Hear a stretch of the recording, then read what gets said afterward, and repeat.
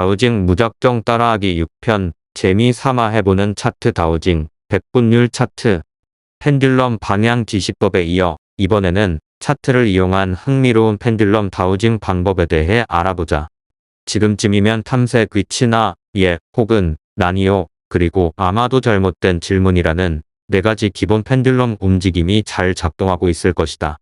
이러한 네 가지 패턴은 하루 2번, 최소 일주일 동안 꾸준히 연습하는 것이 중요하다. 그렇게 하면 점점 자신감과 기술이 향상되며 계속 펜듈럼을 사용하게 된다. 방향 지시법 개념은 펜듈럼을 사용하는 데 있어서 강력하고 새로운 방법을 제시한다.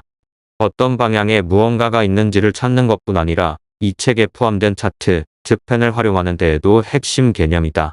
이 차트들이 펜이라고 불리는 이유는 동양식 접이 부채처럼 여러 구역으로 나뉘어 있기 때문이다.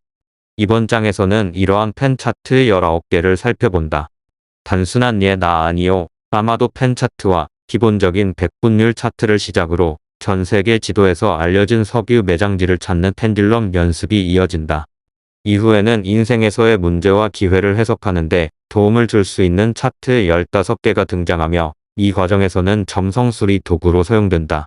마지막 펜은 100분율 차트와 함께 활용되어 독특한 방식의 기상 예측 방법을 제시한다.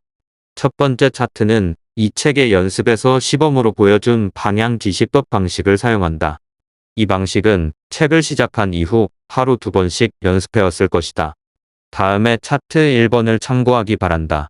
그림에 예, 아니요, 아마도 차트를 사용하려면 세 가지 선택지가 모두 만나는 부채 또는 차트의 중심 아래 지점 위에 펜듈럼을 위치시킨다. 이 지점을 힌지라고 부른다. 준비가 되면 예, 아니요 또는 아마도로 대답할 수 있는 질문을 한다. 만약 자신의 탐색 위치를 정한 상태라면 질문을 한 후 펜듈럼이 저절로 움직이기 시작하면서 대답의 방향으로 진동하게 된다.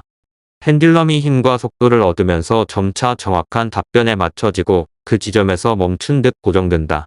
탐색 위치가 앞뒤로 움직이는 방식이라면 엄지와 검지를 펜듈럼을 부채꼴 도형의 힌지 위에 놓고 차트 중간 어딘가에서 진동을 시작하게 한다. 펜듈럼의 방향 지시는 마치 저절로 한 방향으로 움직이기 시작한다.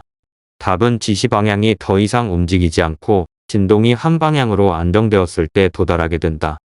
질문을 하고 나서 답을 얻기까지의 시간 동안 자신에게 답이 무엇일까? 라고 계속해서 되뇌도록 한다. 이렇게 하면 펜듈럼이 시작된 위치 바로 왼쪽이 답이었으면 좋겠다는 자신의 주관적인 바람이 진동 방향에 영향을 주지 않게 된다. 펜듈럼의 방향은 아주 쉽게 영향을 받을 수 있다. 그리고 나서 이게 진실인가? 라는 질문을 다시 던져서 확인한다. 펜듈럼을 세 가지 선택지가 만나는 힌지 위에 올려놓고 이 차트가 나에게 효과가 있을까? 라는 질문을 해본다. 이것이 내가 하고 싶은 일이다라는 생각에서 시작하여 이게 진실인가? 로 끝나는 모든 절차를 잊지 말고 따라야 한다. 방향 지시를 관찰한다. 초보자라면 대부분 예라는 대답을 받을 것이지만 이 연습을 경험 삼아 꼭 해본다. 이제 이 차트를 이전에 제시한 예 혹은 아니요 아마도 연습 대신 사용할 수 있다. 더 나은 방법은 두 가지를 모두 사용하는 것이다. 이 차트는 앞에서 언급한 20곡의 게임에도 쓸 수 있다. 예 아니요 기법은 특정한 답을 알아내기 위한 펜듈럼 작업에서 매우 유용하며 다른 작업 기법을 적용한 뒤 최종 점검으로도 사용할 수 있다. 이 차트를 활용할 수 있는 다양한 방법은 이후에 계속 소개될 예정이다. 도움이 되는 또 다른 펜 차트는 100분율 차트이다. 이 차트를 보면 숫자가 오른쪽에서 왼쪽으로 배열되어 있다는 것을 알 수 있다. 오른쪽 하단에서 0부터 시작해 시계 반대 방향으로 위쪽 50까지 올라가고 왼쪽 아래로 내려가며 100에 도달한다. 숫자가 잘못된 방향으로 배열되어 있는 것이다. 이는 의도적으로 그렇게 설계된 것이다. 텍사스 출신의 호세 실바는 실바 메소드를 개발한 사람으로 수년 동안 사람들에게 다양한 의식 수준에 도달하는 법을 가르쳐왔다.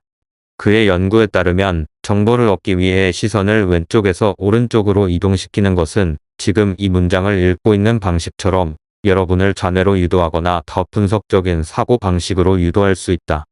반대로 실바 메소드는 눈의 움직임을 의식적으로 반대 방향, 즉 오른쪽에서 왼쪽으로 움직이면 우뇌나 보다 직관적인 사고 모드에 접근하는 데 도움이 된다고 말한다.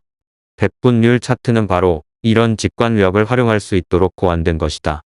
객관적이고 이성적인 질문들을 모두 맞췄다면 이제 자신의 의식을 직관적으로 전환하여 답을 받아야 할 때이다. 이 차트는 다양한 방식으로 활용할 수 있다.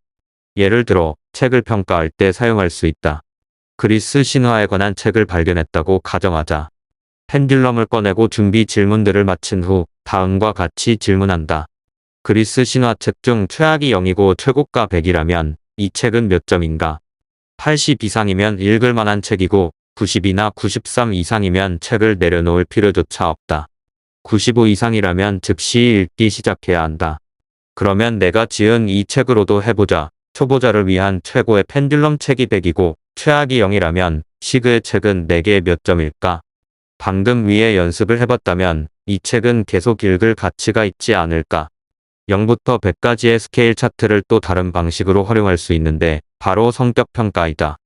세상에서 가장 형편없는 사람의 성격을 0으로 정하고 자신이 꿈꾸는 이상적인 성격을 100으로 설정한다. 유명인이나 친구들을 평가하며 자신만의 성격 평가 지표를 만들어보자. 그의 흥미로운 결과를 얻을 수 있다. 책의 다음 장들에서도 이 스케일 차트는 다양한 방식으로 사용된다. 예를 들어 온도를 측정하는 데 사용할 수 있고 최악은 0, 최고는 100으로 평가하는 다른 척도들도 살펴본다. 이 차트는 어쩌면 이 책에서 가장 유용한 도구 중 하나가 될 수도 있다. 다우징 무작정 따라하기 7편 차트 다우징 세계지도 차트에서 계속